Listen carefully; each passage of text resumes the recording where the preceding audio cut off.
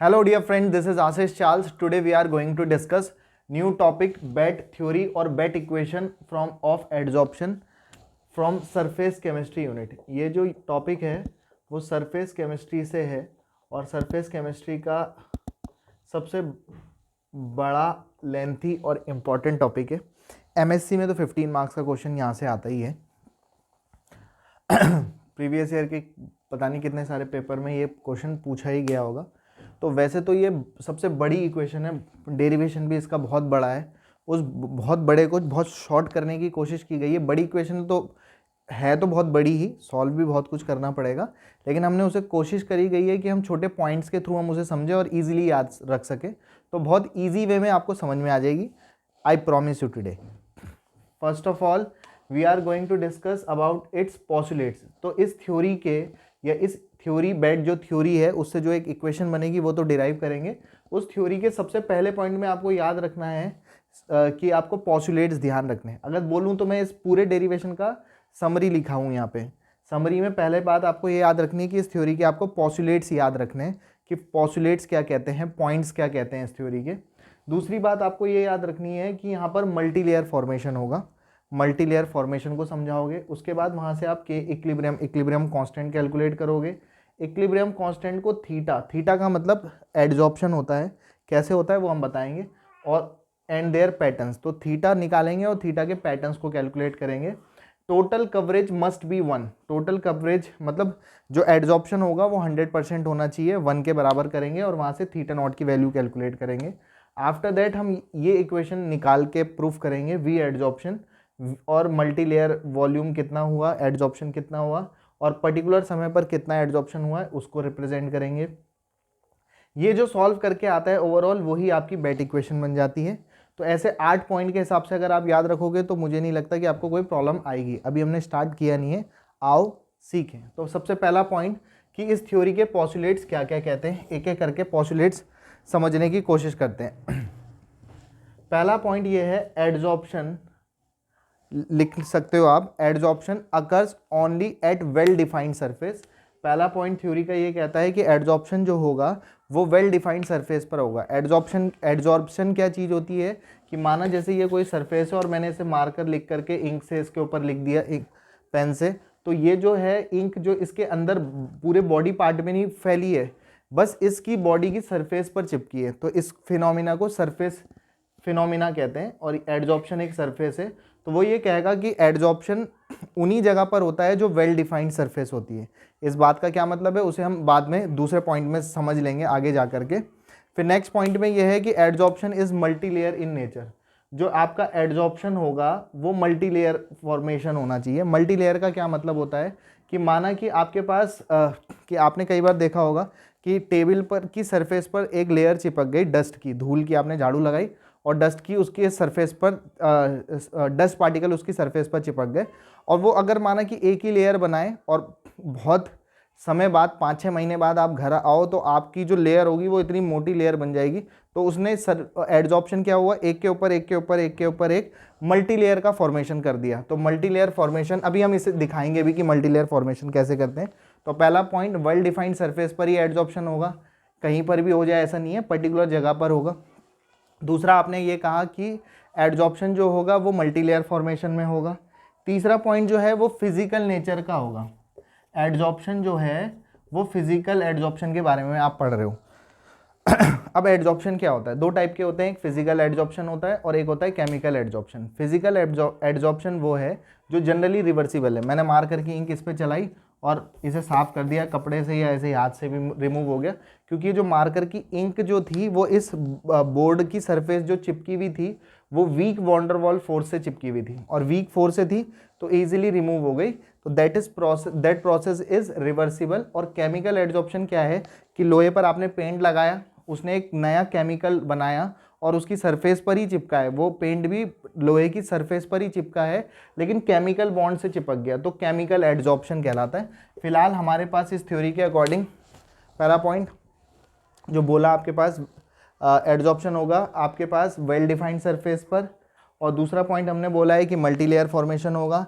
तीसरे पॉइंट में बोला है कि फिजिकल एडजॉर्प्शन होगा। चौथे पॉइंट में हम ये कह रहे हैं कि जो अपर मोस्ट लेयर होगी अपर लेयर जो होगी सरफेस, मतलब जो एड्जॉर्प्शन होता रहेगा उसकी जो अपर लेयर होगी वो इक्विलिब्रियम पर होगी गैसियस फेज के, गैस फेज के इक्विलिब्रियम पर होगी। इन सब बातों का क्या मतलब है? तो 4 पॉइंट में हमने ये बातें आपको समझा दी। अब मैं इसके दूसरे पॉइंट पे आ रहा हूँ। 4 ही पॉइंट पर हमने इसका पोस्टुलेट समझा दिया और मल्टीलेयर फॉर्मेशन कैसे होता है उसे समझने की कोशिश करते हैं।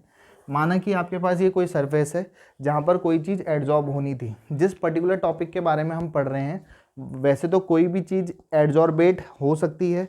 माना ये कोई सरफेस है, इस पर कोई गैस पार्टिकल या कोई भी चीज़, इसकी डस्ट पार्टिकल इसकी सरफेस पर चिपक गए, तो ये जो डस्ट पार्टिकल इसकी सरफेस पर चिपके हैं दैट इज़ कॉल्ड एड्जॉर्बेट, और जिस पर चिपकते हैं that are called adsorbent, and that phenomena is known as adsorption.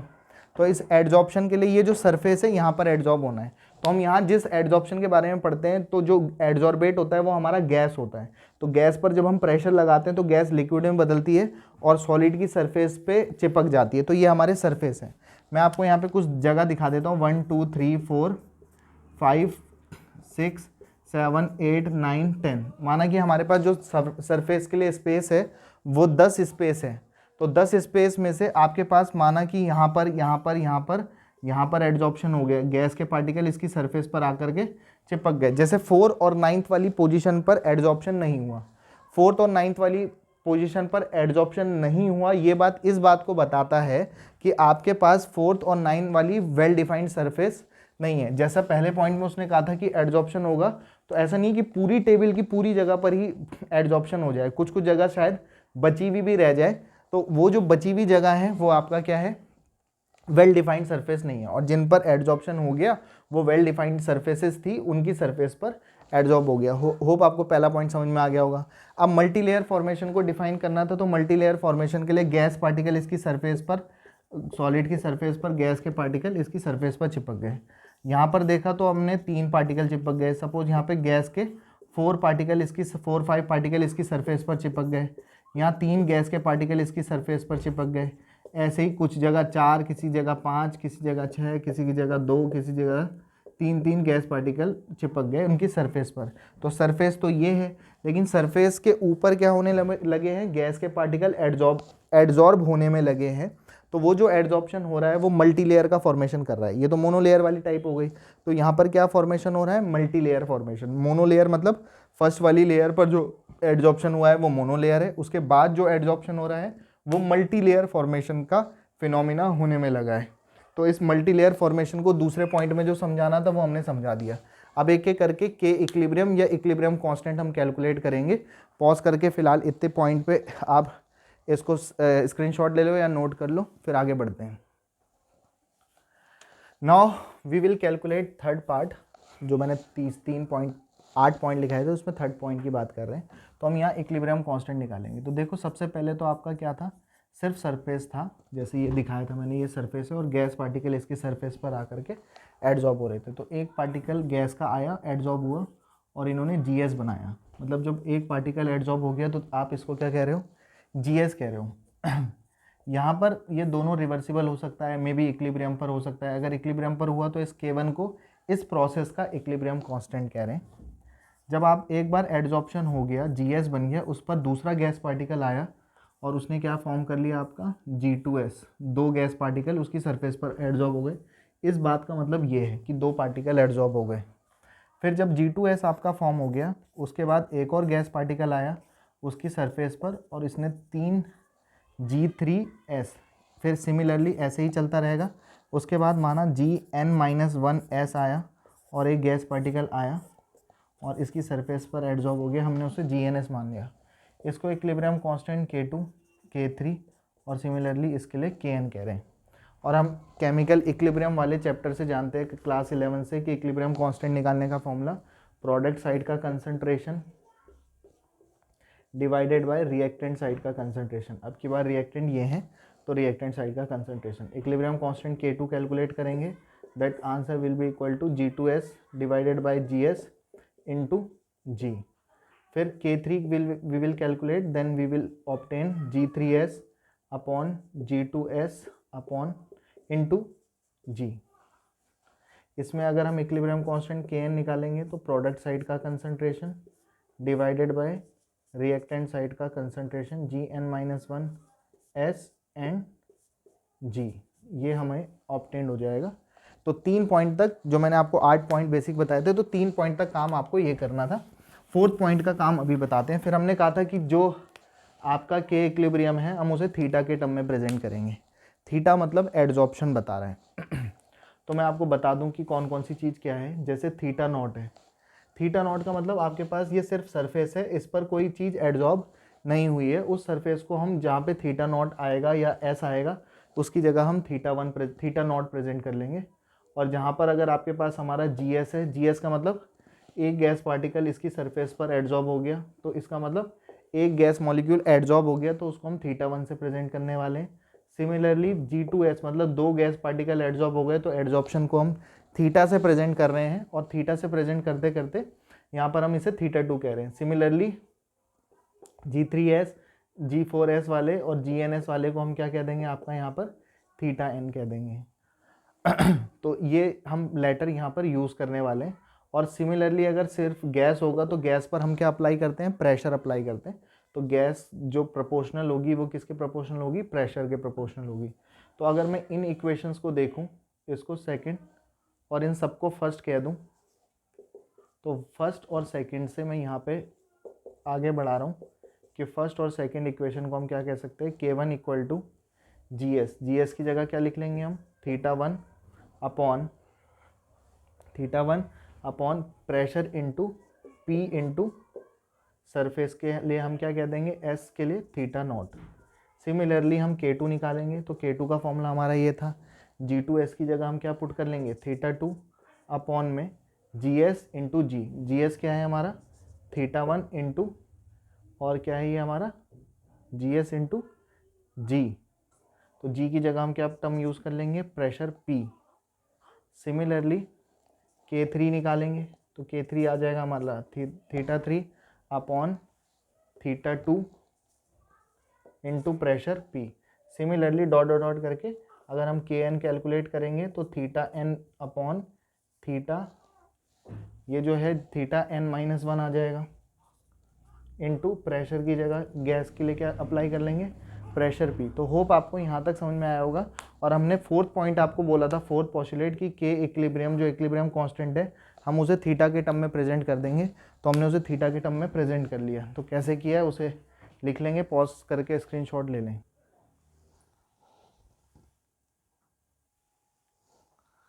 Now अब हम इसमें क्या करने वाले हैं कि केस को थीटा के टर्म में लिख लिया हमने, 4th पॉइंट में भी बता दिया। अब यहाँ पर हम थीटा 1 थीटा 2 थीटा 3 सब कैलकुलेट करेंगे और फिर क्या करेंगे वो अभी बताते हैं। फिलहाल सबसे पहले हम आपको एक बार बता दें कि K1 की value K2 K3 K4 dot dot dot Kn से बहुत बड़ी होने वाली है। क्योंकि एक्चुअली में क्या होता है कि पहली बार जब गैस का मॉलिक्यूल किसी सरफेस पर एडजॉर्ब होगा तो यहाँ पर इनके बीच का अट्रैक्शन ज़्यादा है।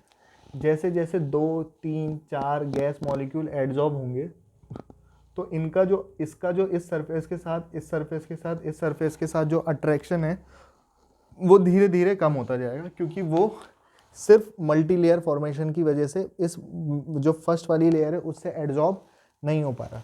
तो जो K1 K2 आया था, तो K1 कहाँ से आया था, पहली बार जो एडजॉर्प्शन हुआ था, तो वो फोर्स ऑफ अट्रैक्शन ज़्यादा है, इसलिए K1 बहुत मैक्सिमम होता है, K2 K3 K4 बहुत छोटे होते हैं।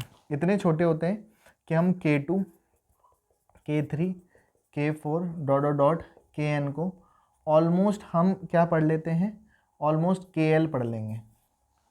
KL एक कांस्टेंट पढ़ लेंगे, सब ऑलमोस्ट बहुत छोटे होंगे तो इतने स्मॉल क्वांटिटी में है कि हम उनको सबसे एक अलग मान लेंगे कि उसे KL पढ़ लेंगे। और K1 की वैल्यू आपकी K2 K3 K4 Kn के कंपैरिजन में बड़ी होने वाली है। तो हम यहाँ पर एक सैचुरेटेड वेपर और लिक्विड को हम गर्म करते हैं तो ये वेपर या गैस में बनता है, और गैस को जब एडजॉर्ब करवा रहे थे तो गैस कहीं में सरफेस लिक्विड में कन्वर्ट हो जा रही थी और सरफेस पर एडजॉर्ब हो जा रही थी। तो जब सरफेस पर एडजॉर्ब हो जाएगी तो इनके बीच जब इक्विलिब्रियम कांस्टेंट KL निकालते हैं तो यहाँ से 1/P0 आता है। KL की वैल्यू 1/P0। इस पूरी इक्वेशन में अगर याद रखने वाली बात जो है वो ये है कि आपके पास जो प्रेशर लगा होगा इसको ये सब करने में, तो वो KL equal to 1/P0। Otherwise इस पूरी इतनी बड़ी डेरिवेशन में कुछ याद नहीं रखना होता, ये याद रख लेंगे। उसके बाद कहीं पे KL आएगा तो हम उसकी जगह ये पुट कर लेंगे। हम क्या करने वाले हैं, यहाँ पर से थीटा 1 की वैल्यू कैलकुलेट करने वाले हैं। इन सबको मैं कुछ पढ़ लेता हूँ, अभी तक नहीं पढ़ा था तो थर्ड पढ़ लेते हैं। Now from equation number third, equation number third से क्या होगा, इक्वेशन नंबर थर्ड से हम यहाँ पे सबसे पहले थीटा 1 की वैल्यू कैलकुलेट करने वाले हैं। तो थीटा 1 कितना आ जाएगा आपके पास, K1 theta not into P, theta 1 बराबर K1 into P into theta naught. K1 P theta not किसकी वैल्यू आ गई है, आपके K1 की वैल्यू। सिमिलरली हम किसकी वैल्यू निकालने वाले हैं, K2 K3 K4 K5 K6 K7। अभी हम क्या करने वाले हैं, थीटा 1 हमने यहाँ से कैलकुलेट कर लिया इस थर्ड इक्वेशन की हेल्प से। सिमिलरली हम थीटा 2 कैलकुलेट करेंगे, जो कि थीटा 2 इक्वल टू आएगा आपके पास K2 into theta 1 into P, K2 into theta 1 into P, इस इक्वेशन से आया। तो यहाँ से आया, तो थीटा 1 को भी हम थीटा नॉट के टर्म में लिखेंगे। मैंने 5वें पॉइंट में ये बात कही भी थी, 5वें पॉइंट में भी ये बात कही थी। अब यहाँ से हम थीटा 2 की वैल्यू कैलकुलेट करेंगे, K2 into theta 1 into P. तो हम यहाँ पर से जब थीटा 2 कैलकुलेट करेंगे तो K2 की जगह तो K2 K3 K4 सब कुछ बराबर है 1 अपॉन के, मतलब KL के है, और ये किसके इक्वल था, 1 अपॉन पी नॉट के। तो K2 की जगह तो हम 1 अपॉन पी नॉट लिखेंगे, थीटा 1 की जगह ये लिख देंगे। तो थीटा 1 की वैल्यू कितनी थी, K1 into P into theta naught, ये वैल्यू थी। ये किसकी वैल्यू पुट करी है हमने, थीटा 1 की। K2 की वैल्यू अभी K2 की वैल्यू जो आएगी वो कितनी आने वाली है, 1 अपॉन पी नॉट, और एक पी ये भी है। तो एक पी तो ये था ही, और उसके बाद पी अपॉन पी नॉट आ जाएगा। तो K1 पी थीटा नॉट और पी अपॉन पी नॉट आ जाएगा। सिमिलरली जब हम थीटा 3 कैलकुलेट करेंगे तो थीटा 3 की वैल्यू यहाँ से सॉल्व करेंगे तो थीटा 3 कितना आएगा हमारे पास, यहाँ से K3 into theta 2 into P. तो K3 बराबर पी, K3 की value 1 upon P not, K3 K4 सबकी वैल्यू 1 अपॉन पी नॉट है। थीटा 2 की वैल्यू अभी आपने कैलकुलेट करी, जो कि कितनी आई थी, K1 P theta not into P upon P not, क्या आई थी, पी अपॉन पी नॉट और इंटू पी। तो अगर मैं इसे और करके लिखूं तो थीटा 3 हमारे लिए कितना हो जाएगा, K1 पी थीटा नॉट और पी अपॉन पी नॉट का होल स्क्वायर आ जाएगा, P square upon P not square, P upon P not का होल स्क्वायर हो जाएगा। सिमिलरली ऐसे ही हम थीटा एन कैलकुलेट करेंगे तो K1 पी थीटा नॉट आने वाला है और पी अपॉन पी नॉट की, यहाँ पे अगर ध्यान से देखें तो हम इसे क्या पढ़ सकते हैं, थीटा 1 के लिए K1 theta not P upon P not की power 0, K1 P theta not फिर से वही आया है पी अपॉन पी नॉट की पावर 1। फिर थीटा 3 के लिए क्या है, K1 P theta not P upon P not की power 2। Similarly theta N calculate करेंगे, K1 P theta not P upon P not की पावर n-1। तो जनरली अगर बोलूँ तो थीटा एन क्या आ जाएगा हमारे पास, K1 P theta not P upon P not की पावर n-1। 1 के लिए 0 आ रहा था, 2 के लिए 1 आ रहा था, n के लिए n-1 आ जाएगा। तो अब हमने आपके पास 5th पॉइंट में कहा था कि हम पहले तो थीटा कैलकुलेट करेंगे। तो थीटा 1 थीटा 2 थीटा 3 थीटा 4, वो मैंने आपको बता दिया था। थीटा 1 क्या था, पहली बार एड्जॉर्प्शन हुआ था थीटा 1, दूसरी गैस मॉलिक्यूल एड्जॉर्ब हुआ था, तो थीटा 2 थीटा 3 थीटा 4 सब कैलकुलेट हो गए। नाउ अब हमने 5th पॉइंट में आपको बोला था total coverage must be 1। Total coverage का मतलब जितनी एड्जॉर्प्शन हुई है।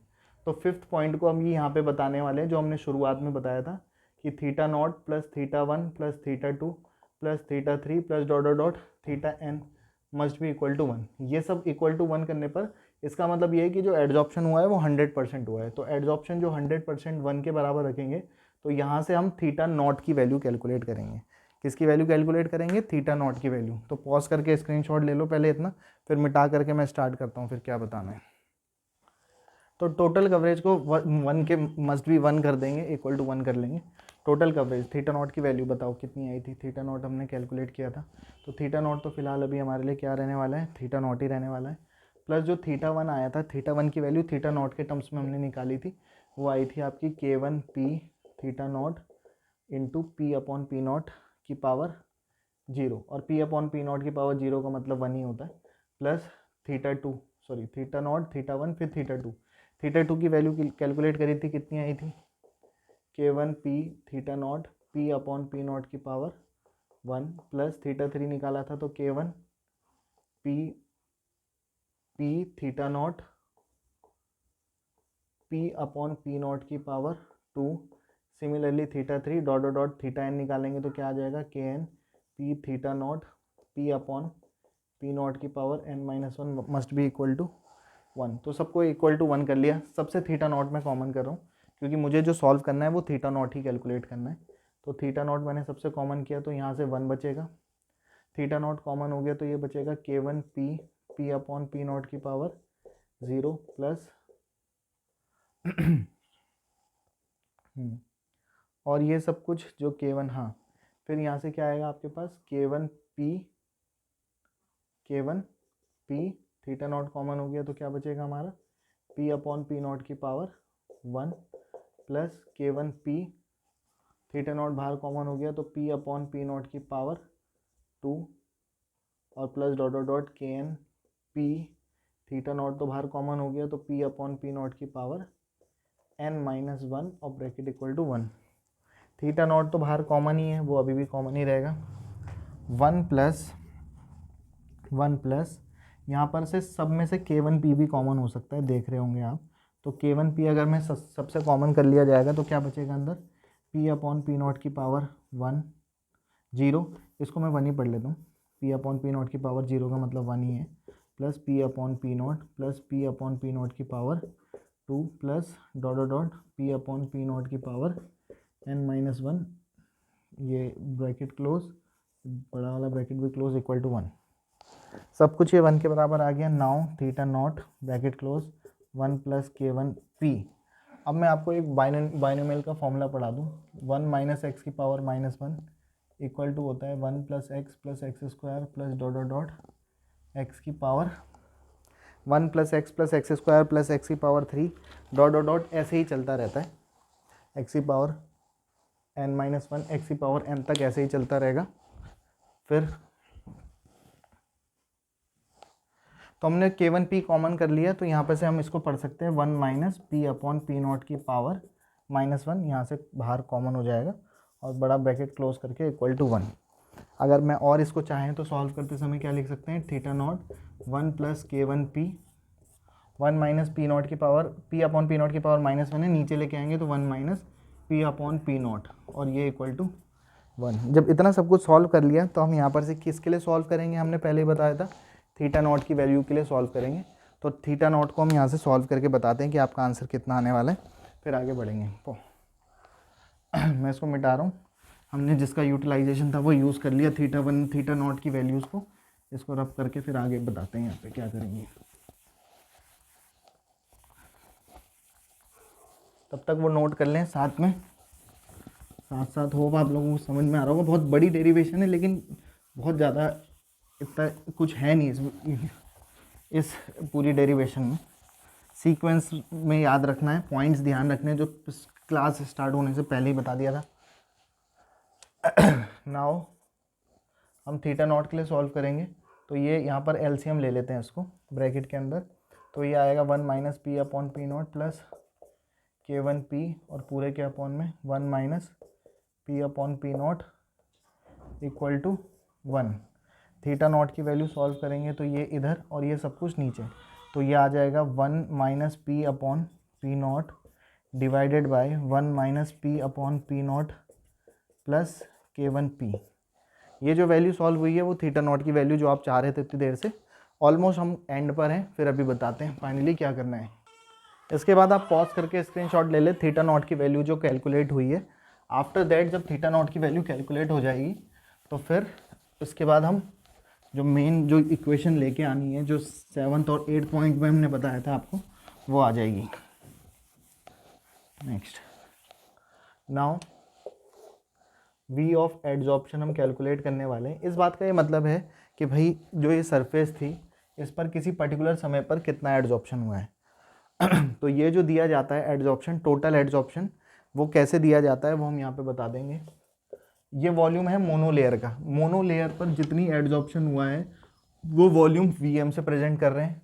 और ब्रैकेट के अंदर हम लिख लेंगे आपके पास ब्रैकेट के अंदर क्या, मोनोलेयर का formation into θ1 plus volume monolayer पे कितना एड्जॉर्प्शन हुआ है इंटू θ2 मतलब 2 gas molecule, Vm into θ3 plus dot dot dot Vm into θn। तो ये टोटल एड्जॉर्प्शन गैस पर जितना हुआ है वी एड्जॉर्प्शन वो कैलकुलेट कर रहे हैं। Vm सबसे कॉमन हो जाएगा, फिर से आ जाएगा आपके अंदर θ1 प्लस θ2। अच्छा यहाँ पर 2 गैस मॉलिक्यूल थे तो 2 से, 3 गैस मॉलिक्यूल थे यहाँ पे 3 से, यहाँ n गैस मॉलिक्यूल थे यहाँ n लिख लेंगे। तो अंदर बचेगा आपका θ1 plus 2 θ2 plus 3 θ3 plus n θn, ये आपके पास अंदर बच जाएगा। इसको थोड़ा सा और आगे बढ़ाते हैं, V adsorption equal to Vm, monolayer के लिए वॉल्यूम कितना लगा है θ1 प्लस 2 इंटू θ2 की वैल्यू हमने कैलकुलेट करी थी वहाँ पर पहले, K1 P θ not P upon P not की पावर 1 प्लस 3 तो वो है ही K1 P θ not P upon P not की पावर 2, फिर n वालों के लिए dot dot dot n K1 P θ not into θ not और after that P upon P not की पावर n माइनस 1। तो K1 P θ not P upon P not की power n minus 1, ये आ जाएगा। ब्रैकेट क्लोज कर लेंगे। अभी सभी से Vm कॉमन हो जाएगा, तो जो मैं लास्ट इक्वेशन आपको बोल ही रहा था वी एड्जॉर्प्शन अपॉन Vm, तो अंदर क्या क्या बच रहा है उसे लिख लेते हैं। θ1 की वैल्यू θ1 की वैल्यू भी आपको शुरुआत में बता दी थी, ये भी कितनी थी K1 P θ नॉट। इसमें देखें तो K1 P θ नॉट शायद सभी से कॉमन हो जाएगा, K1 P θ नॉट सबसे कॉमन हो रहा है, तो अंदर बचेगा 1 plus 2 P upon P not plus 3 P upon P not की power 2 plus dot dot dot n P upon P not की पावर n माइनस 1 सबसे कॉमन होने के बाद। तो V adsorption upon V monolayer adsorption equal to K1 P θ not 1 plus 2x plus 3x square. यहाँ पर भी एक बाइनोमियल का फॉर्मूला लगने वाला है, जिसका फॉर्मूला होता है 1 माइनस एक्स की पावर माइनस n बराबर होता है 1 plus N X square plus N X cube plus dot dot dot. तो 1 plus N x plus N 1 plus N x plus ये वाला आपके पास N X square plus X की पावर 3, इस तरीके का आपका फॉर्मूला चलता रहता है। एन तो नहीं आता यहाँ पे सब जगह, यहाँ मतलब कुछ कुछ नंबर कुछ लेटर्स आते रहते हैं प्लस, बट कैसे चलता है 1 प्लस एक्स स्क्वायर प्लस ये, तो ये आपके पास एन एक्स क्या होता है, ये जो शुरुआत वाला टर्म आपके पास आता है जो कि कितना है 2, तो इसकी जगह 1 plus N x plus something into x square plus dot dot dot plus something into x की पावर n माइनस 1। तो ये फॉर्मूला बाइनोमियल से कितना होता है 1 माइनस एक्स की पावर माइनस n, और माइनस n पावर कितनी रहने वाली है 2, तो 2 पावर रहने वाली है।